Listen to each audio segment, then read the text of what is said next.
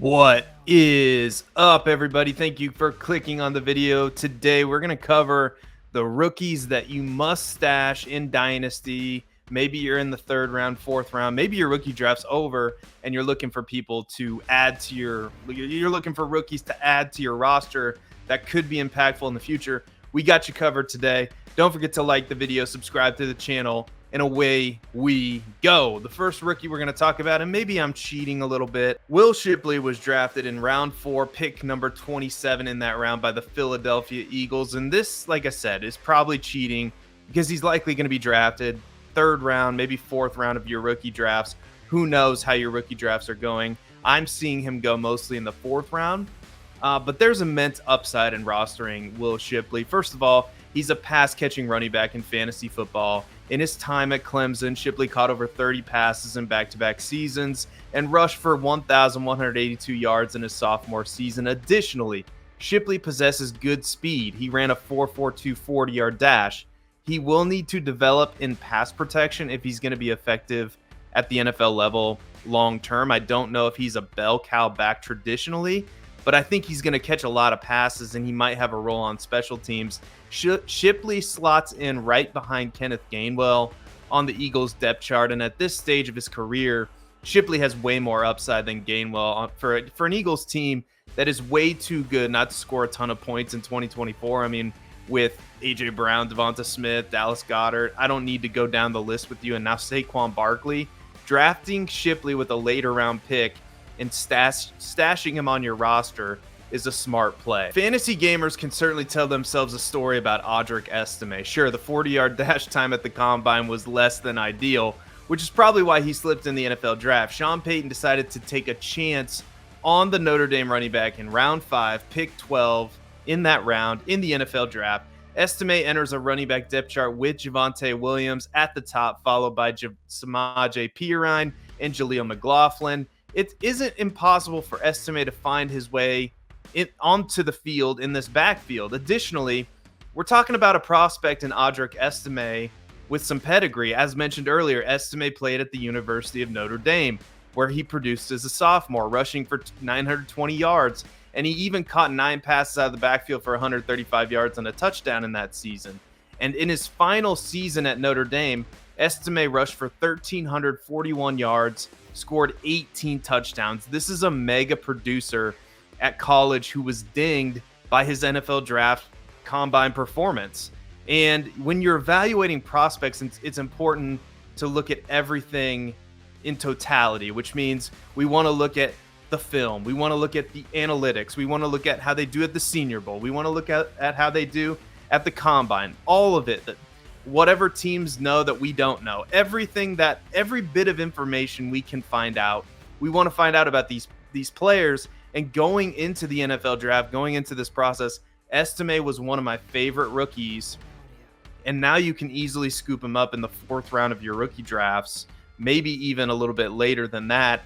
Esei is also a big running back. He's 5'11", 221 pounds, should be able to handle himself in pass protection.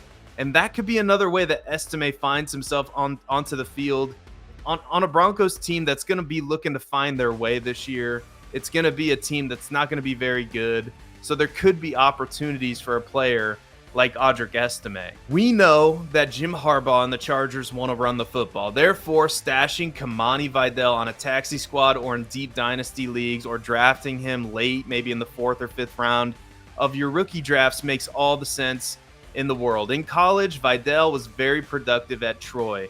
Videl put up back-to-back 1,000-yard rushing seasons, including a 1,661-yard rushing season in his final year, that included 15 total touchdowns. Videl also tested well. He ran a 4.46 40-yard dash and possesses above-average burst and agility scores according to Player Profiler. Right now, Gus Edwards figures to be the starting running back with J.K. Dobbins backing him up, but Dobbins is coming off of a major injury. And let's face it, Gus Edwards has never been a true bell cow. There is a world where Videl is productive, not just productive, but super productive in year 1. It might be a long shot, but these are the kinds of players we're looking to draft late and we're looking to stash. Kamani Videl is a perfect example. Let's shift. Let's get a little crazy. Let's talk Malik Washington. I mean, the signing of Odell Beckham Jr. makes this less realistic in theory, but to be honest, Odell Beckham Jr. hasn't really done much in recent history. Last year, he barely got 60 targets. So there's no denying the talent of Malik Washington. Washington was a mega producer in his only season with Virginia. In 2023, Washington caught 110 passes, 1,426 receiving yards, and caught 9 touchdowns. Before Washington transferred from Northwestern, he put up back-to-back seasons of over 500 receiving yards, so it's not like he wasn't productive before he transferred. Additionally, Washington ran an impressive 4.47 40-yard dash at the NFL Combine. On tape, he looks the part of an NFL wide receiver. With Miami, Malik Washington has an outside chance at playing time as early as 2024. He's going to have to compete with Braxton Berrios, River Craycraft, Eric Azukanma for wide receiver 4 reps, but it's not outside the realm of possibility that Washington wins the job. We're going right back to running back. We're going with the size speed specimen from Louisville. We're talking Isaac Gendo. He stands 6 feet tall. He's 221 pounds. And like I said, he's from the University of Louisville, and he was drafted by the San Francisco 49ers in round 4, pick number 29 in the 2024 NFL Draft. With the 49ers, Gendo is going to have to get over the Elijah Mitchell hump in order to see the field. But Mitchell has dealt with injury issues in the past, so it's not outside the realm of possibility that Gendo wins the RB2 job outright in training camp. The reason for this is Garendo's outrageous athletic profile. Gendo ran a 4.33 40-yard dash at 221 pounds. He weighs exactly the same amount as Aundre Esei, except Aundre Esei ran a 4.7. Gendo runs a 4.33. His burst score, Garendo's burst score, ranks him in the 98th percentile amongst running backs, according to Player Profiler, and his agility score ranks him in the 84th percentile. The only question concerning Gendo is his college production. Why did it take him so long to produce in college? It took him all the way until his last season in college with Louisville. He rushed for 810 yards, caught 22 passes for 234 yards, scored 11 touchdowns. That's great, but he didn't do much at Wisconsin before he transferred. However, Gendo is the exact kind of player you want to draft late in your dynasty rookie drafts. Rashaan Ali was drafted by the Baltimore Ravens in round 5, picked number 30 in that round in the NFL Draft. He produced early at Marshall. During his true freshman season, Ali rushed for 1,400 yards, caught 45 passes for 334 yards, and scored a total of 24 touchdowns. That's unreal production. Ali was absent during his sophomore season, but he came back with a vengeance in his final season with Marshall. In 2023, Ali rushed for 1,135 yards, caught 28 passes for 213 yards, and scored 16 touchdowns. Yes, the Baltimore Ravens backfield is crowded, and this isn't good news for Ali. He will have to go through Keaton Mitchell once he's recovered from injury, Justice Hill, an established veteran, in order to earn playing time behind lead running back Derrick Henry. However, the Ravens love to run the football more than any other team, and injuries happen every year in the NFL. It's not outside the realm of possibility that Ali sees playing time in year 1. All right, I've saved him too long. I've put him down the list for a reason. Tyrone Tracy is a converted wide receiver turned running back who was drafted by the New York Giants in round 5, pick 31 in that round in the NFL Draft. Tracy started his career at Iowa, go Hawkeyes, where he was primarily used as a wide receiver before he transferred to Purdue. In his final season at Purdue, he really started to shine. In 2023, Tracy rushed for 716 yards, caught 19 passes for 132 yards, and scored 8 total touchdowns. What's most impressive about Tracy, which makes all the sense in the world, is his skill set as a pass catcher out of the backfield. His experience as a receiver is going to be useful to the New York Giants and to fantasy gamers alike. Out of all the running backs taken on day 3, Tracy might have the clearest path to playing time. Currently, outside of the lead running back Devin Singletary, the Giants have Eric Gray, who was also a 5th-round pick, Gary Brightwell, and Deion Jackson listed on their depth chart currently. It's very possible that Tracy wins the backup job in New York right off the bat. Therefore, he needs to be on every dynasty manager's radar in rounds 4 or 5 of rookie drafts. Let's talk another pass catching running back. Let's talk Dylan Lobby. Lobby was drafted by the Las Vegas Raiders in round 6 with pick number 32 in that round. In college, Lobby demonstrated the ability to catch the ball out of the backfield at the University of New Hampshire. During his final collegiate season, Lobby caught 68 passes out of the backfield for 699 yards and scored a total of 17 touchdowns, and this includes a kick return touchdown. And when he had the opportunity to play up against a D1 school in Central Michigan, he went bananas. He put up video game-like numbers. So that tells me that his skill set, I mean, he could have played at a D1 school. He didn't just have to play at New Hampshire. That's just where he decided to go.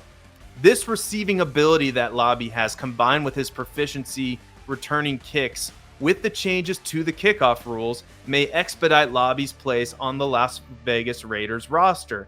Lobby will have to fight for touches in this offense. Established veterans Alexander Madison, Amir Abdullah stand in the way of his RB2 touches, with Zamir White listed at the top of the running back depth chart. But it's not crazy to think that Lobby creates a role for himself, especially in pass catching situations. His role on special teams will help him find a roster spot, which is a plus when rostering Lobby. This next one's a little wild, so you're going to have to bear with me. This is definitely a player you're going to be able to pick up after your rookie draft is over, and that's Jordan Whittington. He was drafted in round 6 with pick number 37 in that round by the Los Angeles Rams. And to be perfectly honest, Jordan Whittington is plain old, just a good football player who I like throughout the process. Will he make it in the NFL? Likely not, but he was able to produce while surrounded by some monsters in college. We're talking Xavier Worthy, Adonai Mitchell, Bijan Robinson, etc. And sure, Whittington was never ultra productive in his time at the University of Texas, but he was able to put up back-to-back seasons of 652 receiving yards and 505 receiving yards respectively. Nothing about Whittington is flashy, but he's one of those players who can get the job done, especially in the middle of the field. The Rams currently have Cooper Kupp, who is on the other side of 30 and who's dealt with injuries in the past, Puka Nacua, and Demarcus Robinson at the top of their receiving depth chart. Whittington is going to have to compete with the likes of Tutu Atwell, Ben Skoranek for playing time, and while it isn't likely, it's also not crazy to think that Whittington gets some opportunity in this offense. I have to give my buddy Jason Alwine some credit for this next one. He turned me on to Ryan Flournoy. Flournoy was drafted in round 6 with pick number 40 by the Dallas Cowboys. Flournoy played his college at the Southwest Missouri State. In 2022, he caught 61 passes for 984 yards, scored 8 touchdowns, 1 rushing touchdown. In 2023, his production was very similar. He caught 57 passes, 839 receiving yards, and scored 7 touchdowns, again, 1 rushing touchdown. Athletically, Flournoy is a monster. He stands at 6'1", 202 pounds. He ran a 4.44 40. His burst score places him in the 93rd percentile amongst qualified wide receivers, according to Player Profiler. And needless to say, Flournoy possesses the athleticism to succeed at the NFL level, but is he going to get the opportunity? That's the question. There is pathway to playing time with the Cowboys. Currently, the Cowboys have Brandon Cooks, Jalen Tolbert ahead of Flournoy on their roster. Tolbert figures to get the first opportunity to play that wide receiver 3 role for the Cowboys. He's going to be behind Brandon Cooks and CeeDee Lamb, obviously, but Tolbert hasn't done anything yet in the NFL since he was drafted in round 3 in 2022. And there's an outside chance that Flournoy takes that job. I mean, he has the upside athletically to do it. So we'll see. He's definitely worth a stash in deeper leagues. This is a super flex only kind of stash, but there is an absolute ton of upside with Joe Milton III, quarterback from Tennessee. He's 6'5". He weighs 235 pounds and has a rocket for an arm. He might not have much finesse, but that should be enough to work with if you're an NFL coach, an NFL scout. Milton had his best season in his final year with the University of Tennessee when he threw for 2,813 yards and completed 64.7% of his passes while throwing 20 touchdowns to just 5 interceptions. However, there's no question that Milton is a huge project. Milton is the perfect player to throw on a taxi squad. Drake May is no sure thing, and we all know we've seen crazier things happen in the NFL. Why not bet on somebody with elite upside? Let's stick with the New England Patriots. Let's talk about a tight end premium only kind of stash. Let's talk about Jem Bell. Jem Bell was selected in round 7 with pick number 11 in that round by the New England Patriots. In his time at Florida State, Bell proved to be an effective pass catcher in his final season. Bell hauled in 39 passes for 503 yards and caught 2 touchdowns and rushed for another. While he isn't a true inline tight end, Bell can be used effectively as a pass-catching tight end in a newly revamped New England Patriots offense. Hunter Henry and Austin Hooper will stand in his way of playing time, but Bell is athletic. He ran a 4.61 40-yard dash at 241 pounds and possesses an above-average burst score in the 79th percentile, according to playerprofiler.com, and he could find a receiving role on this team. Why the hell not? We're gonna talk about Brendan Rice. Why the hell not? That's my question. Fans of Brendan Rice were likely disappointed as the son of Hall of Famer Jerry Rice slipped all the way to round 7 of the NFL draft, where the Chargers selected him with pick number 5 in that round. First of all, Rice has the size. He's 6'2", 208 pounds, and he's more than fast enough. He ran a 4.5 40-yard dash. Rice was also fairly productive in college with his quarterback, Caleb Williams. He hauled in 45 passes, 791 yards, and 12 total touchdowns in his final season at USC. The Chargers have retooled their receiving room. As a result, Rice will have to compete with the likes of Quentin Johnston, Joshua Palmer, DJ Chark, and Ladd McConkey, who they selected early in round 2 for targets in this offense. But it's not crazy to think that Rice could earn some playing time.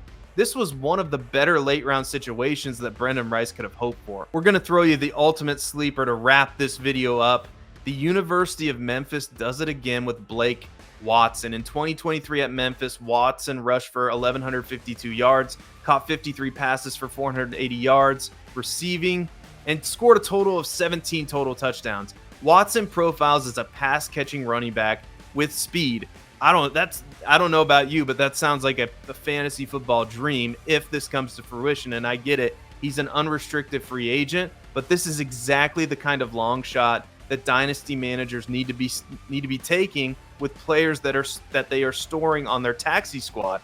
Watson finds himself in Denver with Sean Payton, like I said, as an undrafted free agent. At the top of the depth chart resides Javonte Williams, Samaje Perine, Aundre Esei, Jaleel McLaughlin. Even Tyler Beatty stands in the way of Blake Watson seeing the field. However, Payton hasn't been shy about booting players out of town at the top of the depth chart. Exhibit A, Russell Wilson, right?